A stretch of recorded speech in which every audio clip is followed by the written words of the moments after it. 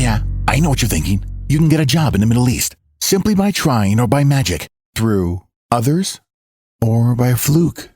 Remember that competition is everywhere. Some here, some there, but bam! Loy Machedo is the best.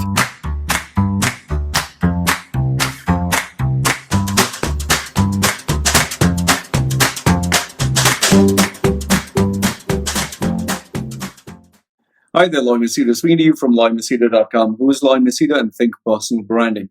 All right, I was sitting down with a client of mine whom we worked on his resume, we worked on his interview skills, job hunt strategy, and he finally got a job offer. He had finally got a job offer. However, everything was confirmed. He was pretty happy, and all of a sudden, out of the blue, he got back to me and he said, "Loy, I want to speak to you about something." And I was like, "Yeah," because he's my client. And he told me that he got another job offer. I was very happy about it. I was like, "Hey, that's great. You got another job offer." But this job offer that he got was almost twice the salary of what he was offered before. And I found that, really a tad bit suspicious. I was like, how in the world are you getting double the salary of what you're actually getting? See, for example, the market rate is, let's say, for example, his job. The market rate was 10,000 dirhams. Okay, 10,000 dirhams for his job. And, he was searching for a 10,000 dirham job. He got 11,000. Okay, let's just for the sake of the example here, he got 11,000 dirhams. Now, obviously, that's a good deal. Okay. Keep in mind, whenever you go for any job, okay, the recruiter has a budget. The management informs him, they're looking at the salary range between 10 to 12. Okay, for the same example, 10 to 12. They give them a budget. And it's a job of the recruiting manager or whomsoever to try to squeeze so as to save, because you need to keep in mind, it's the salary is one of the biggest expense a company has. And every month, it may not make a big difference, but when you calculate it over the period of a year, it's a big amount of money. So if, let's say, for example, saving 1,000 dirhams over a period of 12 months is 12,000 dirhams. So they try to negotiate and they try to come down with a little bit less. Okay. So even if you were to ask, keep this in mind, even if you were to ask let's say even 1 dirham. Okay. I want 1 dirham as my salary. A businessman will even negotiate with that 1 dirham because every penny saved is a penny earned. So even if you go with 1 dirham, they'll negotiate with you. So it's always good to have a market rate, to know to have the knowledge. What is the market? But then obviously the first reaction people have is, "Oh wow, Loy, okay. So if I want to get a salary of 10,000 dirhams, why not I tell him 20,000? Then he'll negotiate to 15, and then we can finally come down to 13." That sounds smart, but that's not how the market will operate. And people are not that stupid. Always keep in mind, you are not smarter than the business owner. The business owner not only has your expertise, your knowledge, he has been managing people like you, plus he has been running a business, plus he's dealing with people, plus he's dealing with the government. So he has much more skill than you can ever have. And he's much more smarter than you. So don't have this assumption that you're so smart that you're smarter than the owner. The owner is always smarter than you. That is why he earns more than you. Okay. And you cannot be good at everything. Maybe you're good at your job, but you may not be good at business. And if you were good at business, you'd be running a business. You would not be working for anyone. So by default, he's smarter than you. So whatever salary you ask, he will negotiate. But then that doesn't mean you quote, double the salary so that you negotiate. See, people have this thing in mind. So in case you want to know what is the salary range, because I also get this question, like, what is the salary I should ask for? People are like, I used to get 15,000. I used to get 20,000. What should I ask today? Always do research. That is where research comes into play. Find out what the industry is paying for an average of this salary. And in the Middle East, an average of this salary for that particular nationality. Because, UAE, the Middle East goes as per your nationality. You can't help it. That's a real fact. If you're Emirati, highest salary, 10 times more. If you're British or American, it is, a little bit lesser than that. Then, then if you're white, but if you're South African, it's a little bit lesser than that. Then somewhere, down the line, it is if you're Indian or Pakistani or Asian, that's how it goes. So, yes, but if you are the industry best, if you're really so good that you have people, knocking at your door and asking for you, or for a fact you're really good, then obviously you can ask what you feel is your worth. But otherwise, go as per industry standard, as per position, as per nationality. Now, for that, you have to do a little bit of homework. Ask your friends, ask people in the same line of work, what is the give and take salary? Now, after you get that, okay, the next part, what you need to know is what is your take it or leave it salary?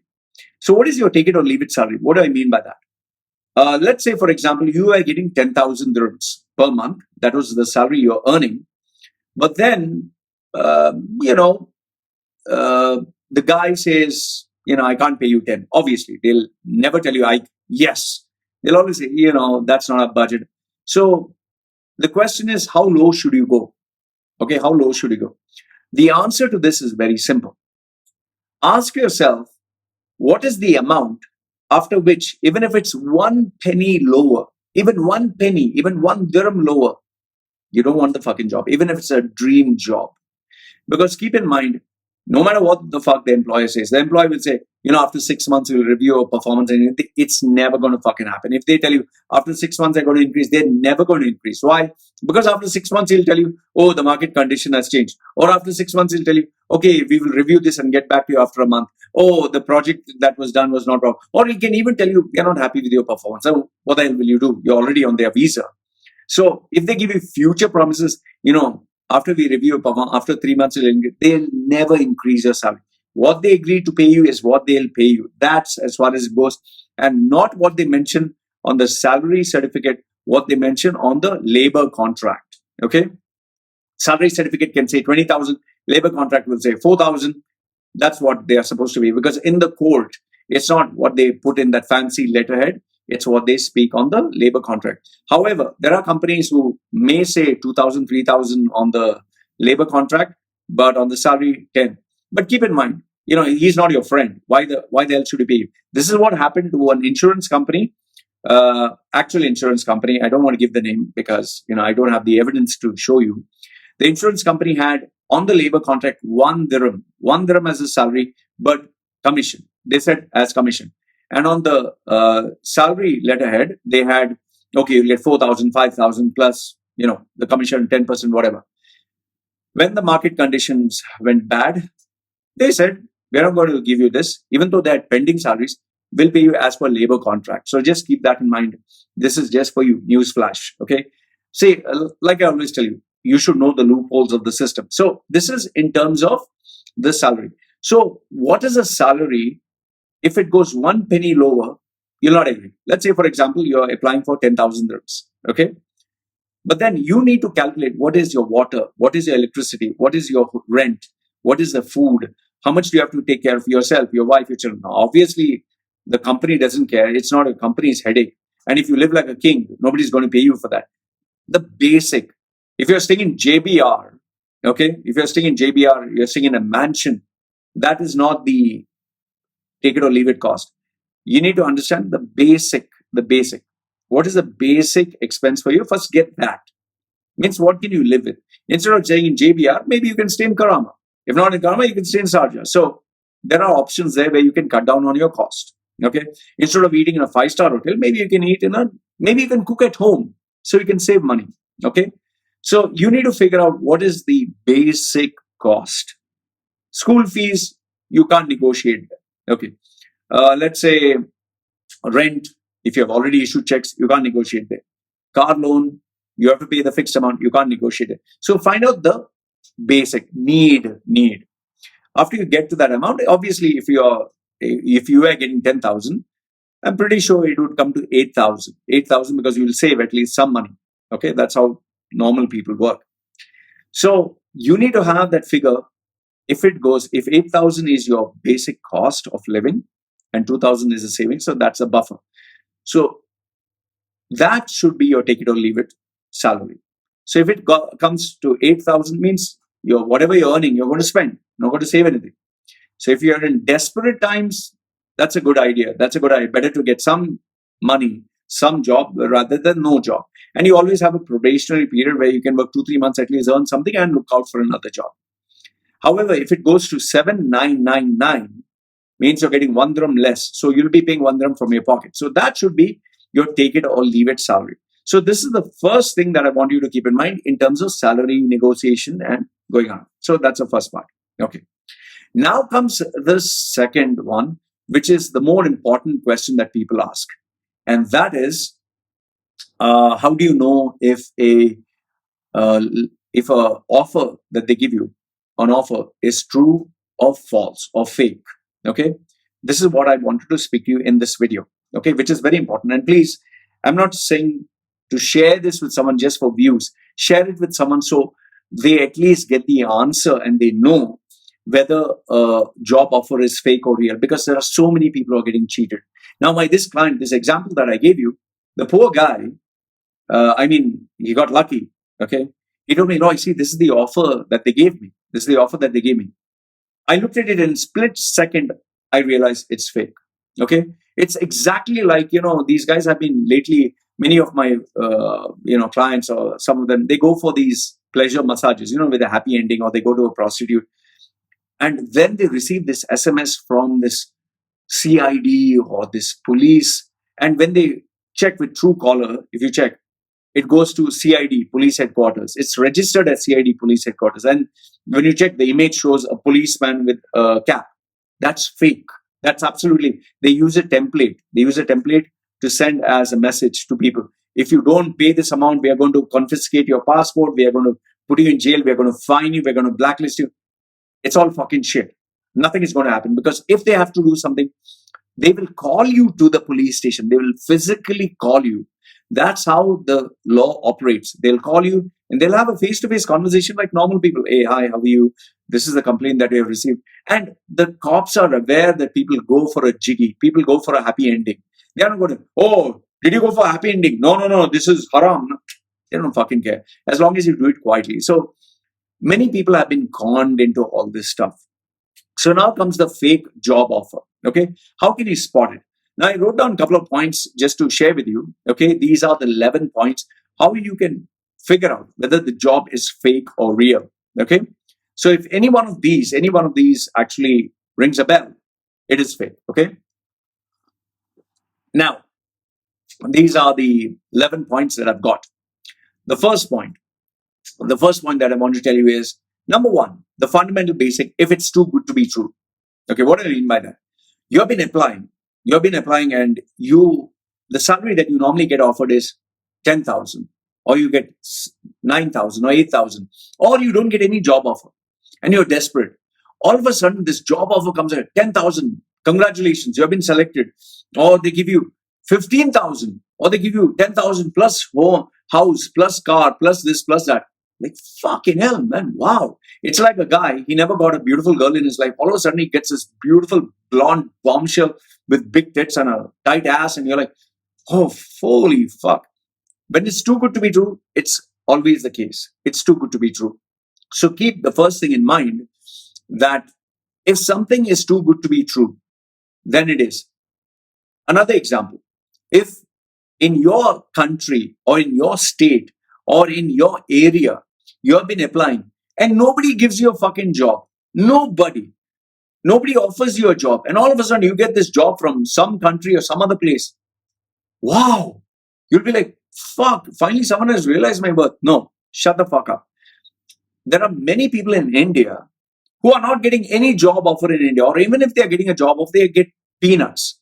And all of a sudden they're like, oh, I got this job offer from Dubai.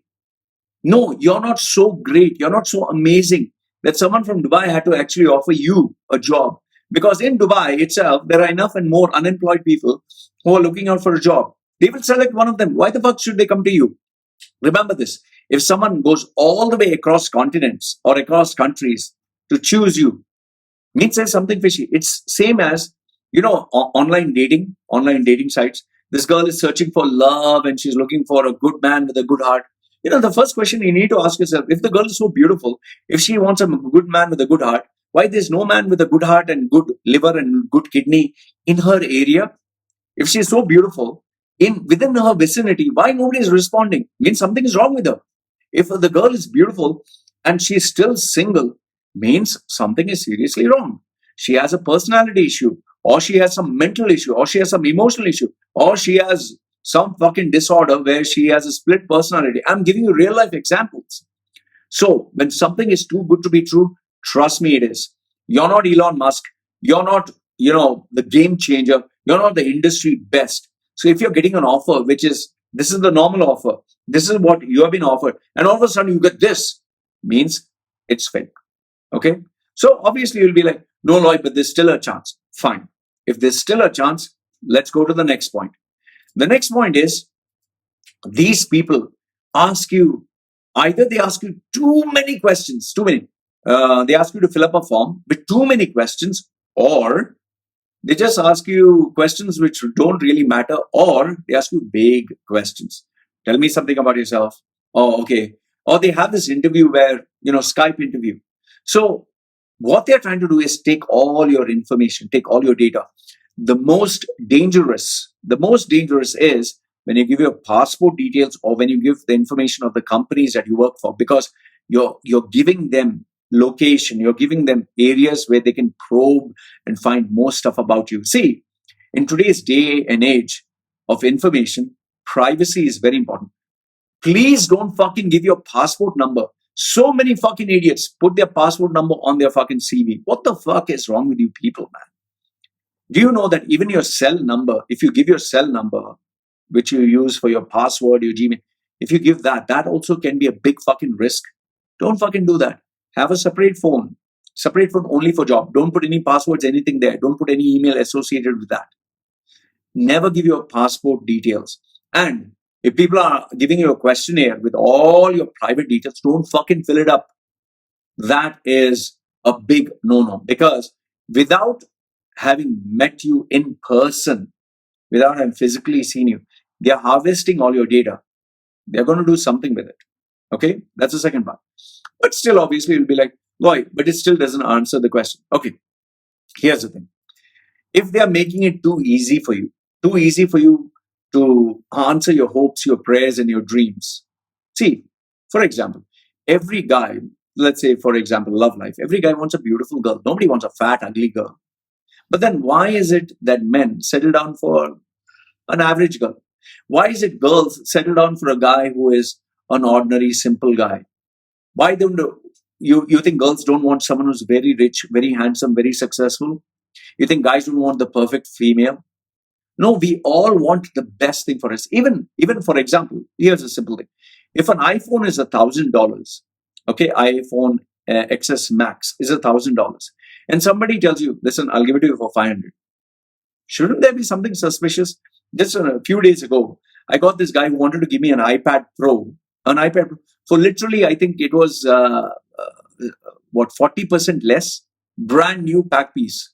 I was like, fuck, this is a good. He showed actual images, photographs, everything. So I told him, fine, give it cash on delivery, like send the travel guy. He said, no, there'll be complications. Just it is a long, lengthy process. I have to go give my passport details, everything. Transfer the cash to my wife, not to me. Transfer it to my wife, her account, and I'll make sure that you get it. There are people who actually fall for this shit. Do you know on websites like Shopee, which is like eBay in Thailand, Shopee, Lazada, these are like eBay, Amazon kind of websites. Do you know the number of people who have literally lost money? They purchased a sofa, they purchased an expensive item, and the seller has vanished.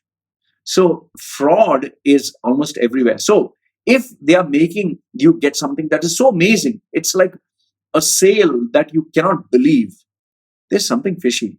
Always remember, if you get a deal that is too good to be true, it's generally the case. So if they're making it too easy for you to achieve your hopes and dreams, they are, pandering to what you really want, and they will take you for a ride. Okay. The next one, point number 4. This one is a big one. Everything is online. Everything is online. The interview is online. The exchange is online. The information gathering is online. The information sending is online. The document submission is online. So you'll say, obviously, Loy, we have to send emails, right? Online. What, you physically go and give the mail? Even the meetings are online. Even everything is online. See, when you deal with someone, you have to physically show up. Yes, if you're buying something from Amazon, obviously it's on. But here you're talking of working for somebody. You have to physically go and work there, right? Unless it is a freelance website. If it's a freelance website, you do it through the middleman. Here's the middleman. You're here. The person's here. Okay, 1, 2, and the middleman. So you advertise yourself here. The person contacts you. The person has to pay cash to this middleman. You deliver, then they release the cash and the work goes. So the middleman is the power. But here, you're dealing directly with someone online. There's no middleman. How do you know what you're giving? How do you know if you're ever going to deliver? And when you do work, you have to physically go and show them, right? Do you even know this? There are so many cases where people have accepted a job. They are required to submit documents or the work or engineering or a drawing or something, and they never get paid for it. There are so many times. So if it can happen with Amazon where you buy a shoes or buy a laptop and you never receive it, don't you think this can happen? So everything will be online. Nothing will be physically. And even if you do go to an office, obviously the question comes then, Loy, I did go to the office. Here's what you need to keep in mind. If the vacancy is for, let's say, Amazon.com, let's say you applied for Amazon, but when you go for the interview, it is Karen recruitment. You go to Karen recruitment, there's nice office, one person sitting there. This is not Amazon.com offices. If from Karen's office, after they take your interview, they send you to the actual Amazon headquarters, it's legit. Because this company will want to see you physically. They are not going to send you to Amazon, to Karen's recruitment, never going to meet you and you're confirmed. No, it never happens that way. So if they invite you physically, is it the actual company where you're applying? The actual company where you work. If you're going for Naukri.com, GulfJobs.com, JobPortal.com, Better Business Bureau, BAC, whatever, they are actually acting as middlemen. And I'll speak to you in this video itself. How do they get paid and why they'll not advertise your job? Okay. So if it's a middleman, the company should be reputed and they should be, they should be appointing them officially. Most of the companies today do not need. Why? I'll tell you why, and I'll come to that later on in this video. Okay. The next one, point number 5 is the interview, which is the most important thing, is online. Yes, today's day, because of the COVID virus, they have Zoom interview. Fine. So when they're having the interview online, is the actual company being shown at the back? Can you see a proper office, or are you in a conference room? Evaluate. So yes, the only exception being today in the COVID situation. And yes, if you're in India and the job vacancy is in Dubai, okay? But in majority of the cases, the candidate that they're searching for is physically always available. There's an excess of talent. There's an excess number of unemployed people. So unless you are like I told you, a rare exception, such an amazing person that they cannot get your skill, your talent, then there's something funny there. Okay. Next one, the job offer is online. It comes as a PDF. It will come, sign here, put this, put that. 99 out of 100 times, it's bullshit, especially these designer letterheads and all that. It should be an official letterhead, official. Okay. And most probably an official letter doesn't come via these mails. I'll tell you, in my years of experience, they always call you physically to the place. If it is done online, it's very rare. And if they do it online, then comes to the next part. The next part is they will send you they will pay the ticket money for you. They'll pay the ticket money. Everything will be detailed, and plus you can verify this. It's not that they'll send you the ticket and there'll be some person to meet. No, this some person will have some reference to somebody else who you can verify. Be careful if you're a girl. If you're a woman, there is quite a number of sex rackets that are going on. Please, especially if you're an attractive woman, be very fucking careful. You might end up in a prostitution ring. Okay, these are actual examples. I'm telling you from experience. Okay, so if you're a girl, just don't go for it. Trust me, it's not worth it. Okay. Then the next one comes is the job offer that they're giving you is one place, but the person who's dealing with you is something else. And here's another clue. Their email address is always gmail.com, hotmail.com, some other.com. It's not the actual company.com. Emirates will be emirates.com. Amazon will be amazon.com. Google will be @google.com. Okay. So they are never going to offer you, let's say, for example, they are offering you Google job at Amazon, Amazon123 at gmail.com, or recruiters at gmail.com, or Suresh or Mark46 at Outlook or Proton.com. No, it will be officially with the company's email address. And you can, in some cases, if it's not a multinational company, the names of the people, the decision makers, will be shown on their website. Always check their website. Make sure that the full website is proper, like HTTPS, whatever, or www dot, the name of the company. Be careful, because in some cases they have Amazon.xc, or they can have all weird dot something else. So be careful of that. The next one is, this one is a good one, which people don't do. The company is not reachable. You can't, there's no actual number, physical number, and give that number to somebody else, or ask somebody who stays in that area if they know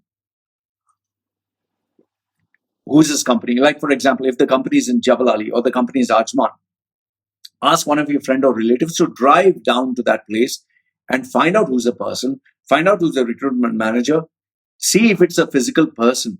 And okay, if Mark has sent you, is there a person Mark in this company? Is he the recruitment officer? Meet that person physically. See, and even if there is a Mark, and even if you physically meet, ask this person, did you send this person an email?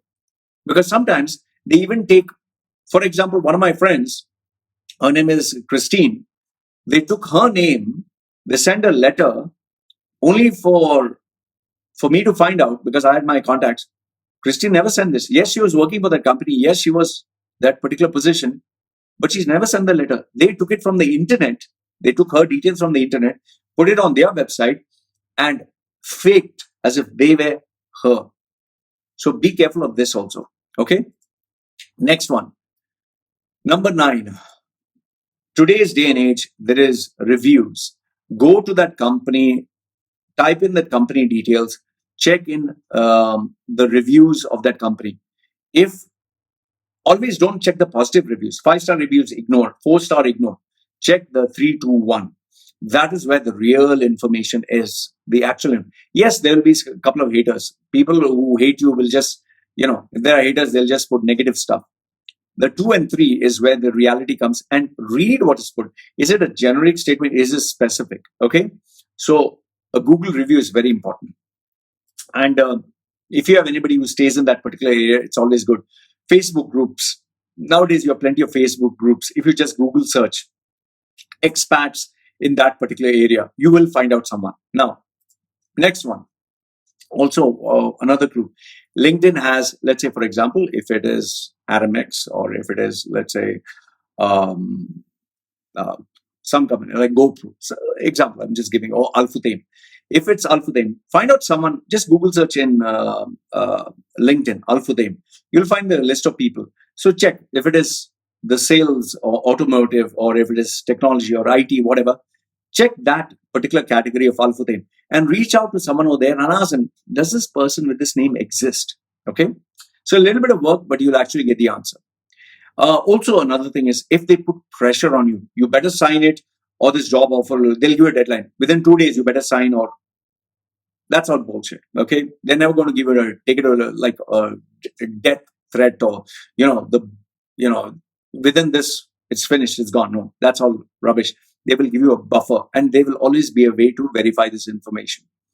And last and not the least is the letter of offer. Check the letter of offer. How does it look? Seriously, just have a look at it. Yeah. Okay. Here's the thing. Most of the professional companies, you can look at it and make out it's genuine. It's very beautiful. It's very elegant. If it's all jazzy, for example, go to the website of the company, see the colors, see the way it's put. Now, given today's day and age, you can Photoshop anything, but most of the fake letters that I've seen, you can outright make out from the difference in font, difference in colors, you can make out. And if, for example, they give you, let's say Emirates Airlines, and you see a person's signature and stamp and everything else, chances are they're never going to do this, man. They'll physically call you to the company. So if it's a letter of offer, just do a little bit of research groundwork there. Okay. So these are the important points. Now, one last bit before I conclude. Now, so that you understand, how do recruitment companies work? So you'll be able to judge whether the company is fake or not. See, I've had friends who work in recruitment companies, and I have friends who run recruitment companies. Okay. Now, the olden days, you had Nadia's, you had BBB, you had BAC, you had all these fancy recruitment companies those days. And they mostly used to focus on employing whites, Goras, the Western expats. Okay. Very less positions were offered to Asian because India's population is fucking 1 billion. There is an Indian, you go to the moon also, there's an Indian. Okay. But these companies you're talking of the 80s, the Middle East wanted whites, wanted Western, because they thought they are so sophisticated, they're so highly educated. These are the pre-internet days. They never thought an Indian is educated. Never thought Pakistani is educated, Sri Lankan is educated. For them, only the whites were educated. Whites were superior. Even I thought that when I was in school. But today, we know for a fact, it's nothing got to do with nationality. However, it's sad, but racism still exists based on color of the skin and the passport. So these recruitment companies, if the owner has a specific requirement, which is not easily available, he'll go and approach a recruitment company. They will never go to a recruitment company for something like, I'm looking at engineer, I'm looking at salespeople, I'm looking at receptionist, I'm looking at admin, I'll tell you this, you can just put a bloody ad. You can put in Gulf News, College Times, Dubizzle, any of these online ads, even on Facebook, or you can even share on WhatsApp. I'll tell you, minimum, you'll get 100 CVs, minimum. Okay, if it is circulated, I literally get every single day.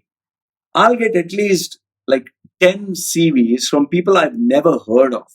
I don't know, attachments, at least minimum 10. Okay. Now imagine I'm getting, even though I have not advertised, even though I'm not famous, even though I'm not a big guy. This is only CVs, only CVs. I'm not talking of the shop stories. I'm not talking of the request to help. I'm not talking of just CVs. So if a guy like me can get minimum 10 CV attachments, you can imagine how much a company gets. There's enough and more spam. Okay. And I'm talking about the CVs which are unsolicited. Okay. Which come through the spam filter. The spam filter, forget it. Maybe there is over 100. Okay. So how do recruitment companies work is, they seek people with very rare skills. Recruitment companies do not need just ordinary skills. Why? See, here's what you need to keep in mind. A recruitment company has people working under them, a recruitment professional, a receptionist, an office boy. They have all this. It's a business. They have expenses per year, per month, per week, per day. And it's pretty high. So they need to cover this. How do they cover this? So what they do is, they take a huge bunch of resumes, a huge bunch. They go to a company, they censor the name, they censor the email address, they censor the contact details, and they take this big file, like, say, for example, automobile engineer, or they'll graphic designers or whatever. And they divide this file into, same, they can divide it based on men and women, or age groups, or education. So they'll divide. They'll take this file. Mostly it's like maybe even a folder or an iPad. They go to the client and they say, what do you need? The client will say, I'm looking for a graphic designer with very advanced level skills. Okay. So the recruiter will say, fine, I have this database, this folder, you click here. Okay. These are the different profiles that I have. They've censored the name. Maybe they'll keep the photograph, maybe they'll keep, but they'll never show you the contact details. So if the person says, okay, fine. First, what the company has to do is they have to pay a fee. They have to pay a fee for using their services. After they paid the fee, they'll get access to all this data. In some cases, they'll say, you don't have to pay a fee. You pay me after you select the candidate. So after either they pay the fee or they have agreed to do it for free, they check all the candidates. After they check all the candidates, then they have to call the candidate for an interview. Over here. Now, if they just send the candidate and this company interviews and then decides, okay, fuck the recruitment company, I'll just take the guy. I don't need to pay him anything. He talks to him directly. Then the recruiter doesn't get paid, right? So recruiters know for a fact that, this guy can play a game. So what they do to secure their payment, the person who has applied, they take money from him. And from the client as well, they take money from him, for the basic service charge. And they sign a legal document that you cannot employ this person without, and they'll normally deal with only reputed companies. If they deal with small companies, they'll speak to the guy and they'll just take the guy on board because then they don't have to pay the recruitment company. So keep this in mind. Now, after they select the candidate, if they select the candidate, always they have to agree to pay a sum for the service. And what is the amount? They'll pay you, either they'll give 1 month's salary of this person, or sometimes they even pay 3 months' salary. So if your salary is 10,000, the recruitment company, because they introduce you to the final decision maker, either they'll take 1 month's salary or 3 months' salary. Just think about it.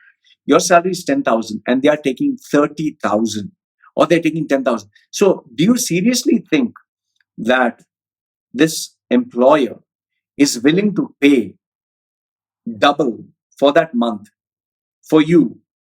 So are you so rare? Is your skill, ask yourself, is your service so rare that person, that company cannot put an ad and easily get thousands of applications? I'll tell you, most of the companies, they have a receptionist who's sitting down doing nothing, who's just taking calls. They'll tell the receptionist, put this ad, write it down word for word, put it in Gulf News, Khaleej Times, national paper, put it in Dubizzle, put it online, put it on Facebook, put it in WhatsApp, get CVs, and after you get the CVs, give it to your manager or give it to the senior guy, just give it to him. So she'll get 100 CVs. The 100 CVs, she'll give it to the manager. He'll tell the manager, just give me 10 really good CVs. So he'll look through all the CVs. He will, if he's stupid, he'll just look at, oh, colorful, oh, this is nice, oh, she looks attractive. Okay, he'll do that. But if he's a little smart and uses common sense, he'll read the content and he'll take out the 10 best. So the 10 best, he'll give it to the owner. The owner, maybe he's free sometimes. He'll look, okay, this, okay, and this is, so he chooses the ones he wants. And then from there, he calls the person. So imagine, just by doing this simple thing, anyway, they're not working 24/7. He has managed to get 3 candidates or 4 candidates without having to spend money. What do you think?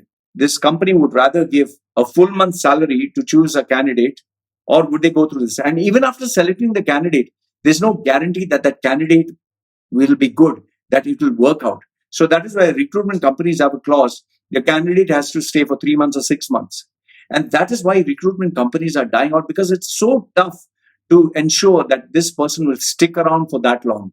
Maybe it'll not work. Maybe he'll work 3 months. He'll say, hey, fuck this. I don't want to work for this guy. Or the company will say, I didn't like him. I'm sorry. I'm not going to pay you anything. So because of this, it's so much more easier to just put an ad in the paper, thousands of applications. From there, you choose one and you get the guy.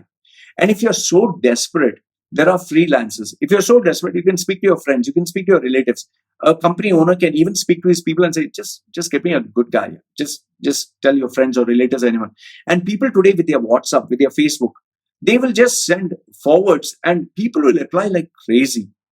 So the point I'm trying to make you understand here is, if your skill or your service is not such a rare thing, if the requirement is not so out of the world, If you're a generic guy, you're an administrator, you're an engineer, you're a graphic designer, you're a salesman, these jobs, there are enough and more people out there.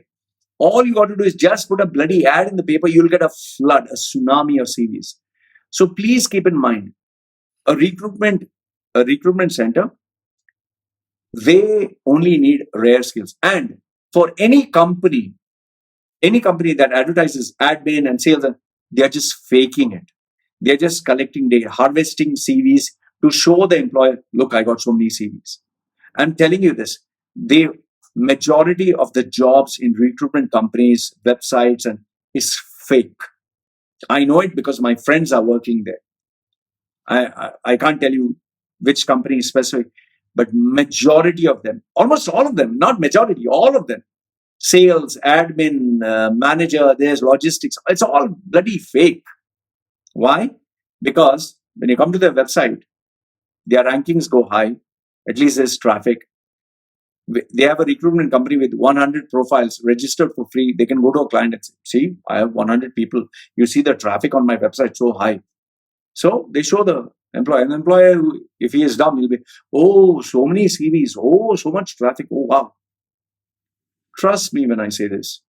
Recruitment companies, they're putting fake fucking jobs. Especially, you don't have to believe me. Just apply for them. You'll not get anything. You apply, you'll get nothing.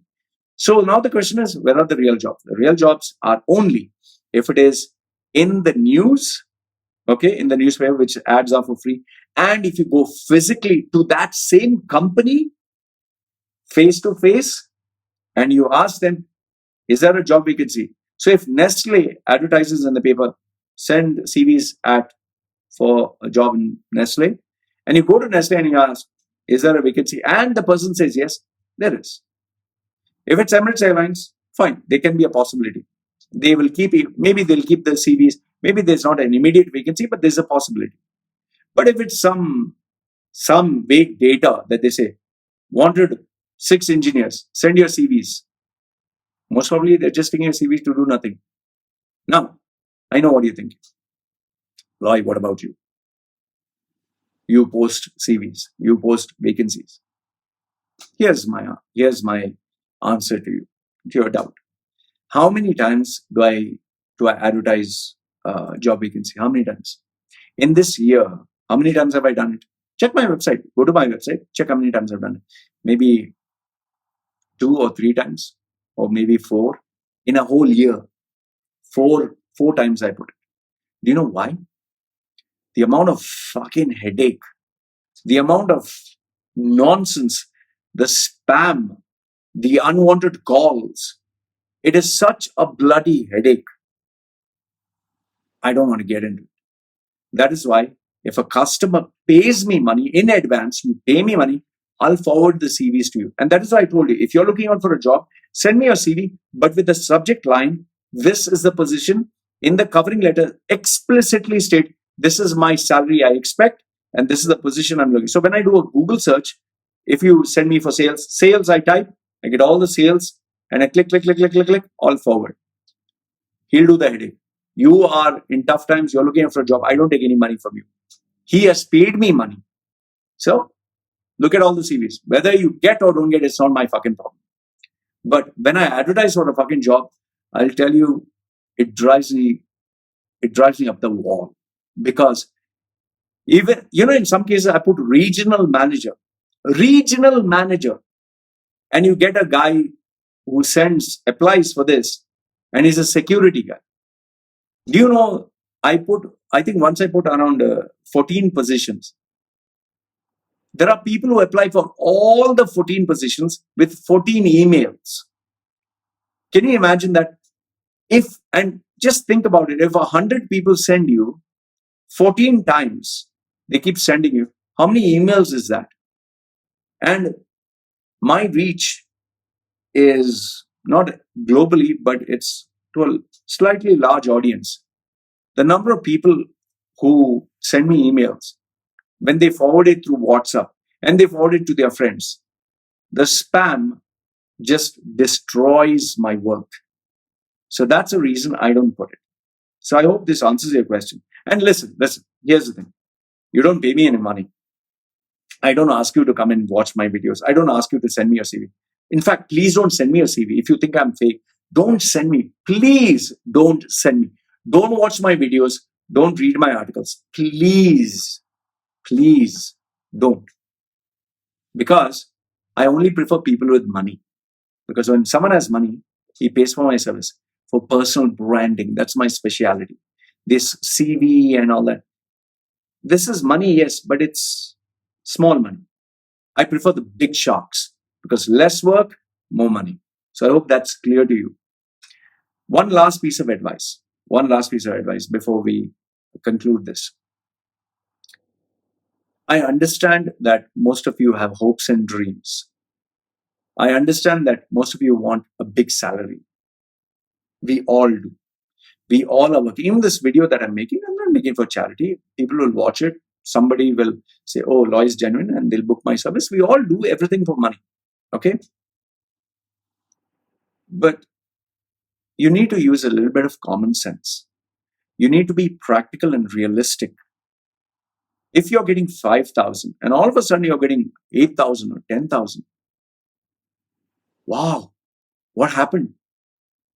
If nobody in your area, nobody in your state, nobody in your country gives you any importance, and all of a sudden you get this amazing offer from US or UK or Dubai, why?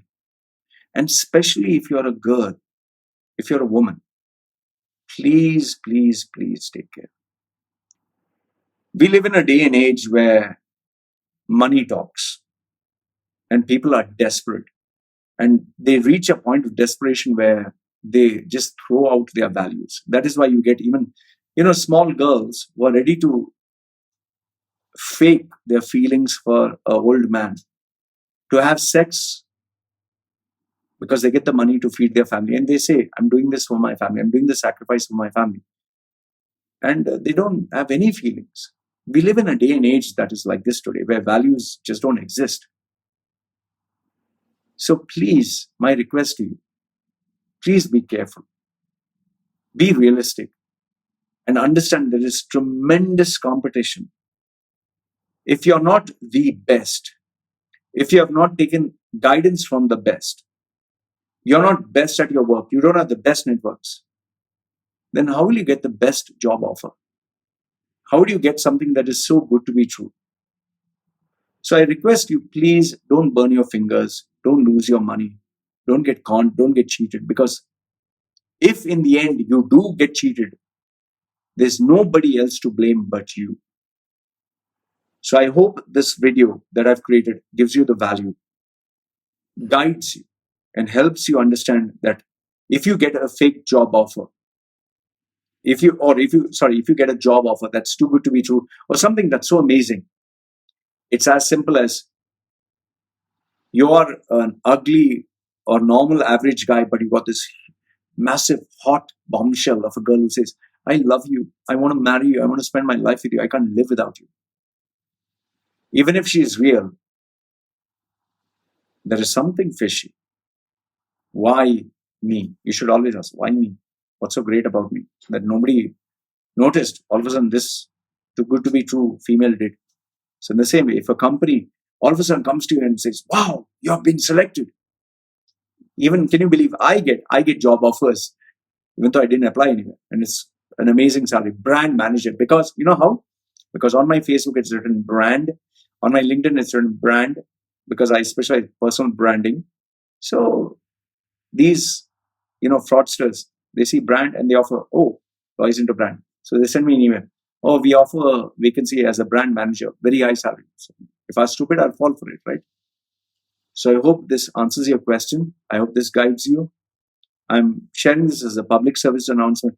Please, if you feel there is somebody who can benefit from this, please share the video with them. And I genuinely hope you don't get cheated and you get the job that you truly deserve. Put your comments and your thoughts down below. And please keep in mind that desperate times, people are desperate. They have a lot of, they just want a better life for them and their families.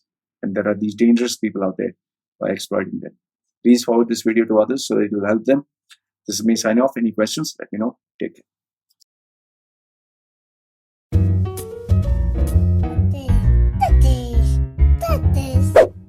Yeah, I know what you're thinking. You can get a job in the Middle East simply by trying or by magic, through others or by fluke. Remember that competition is everywhere. Some here, some there, but bam! Loy Machedo is the best.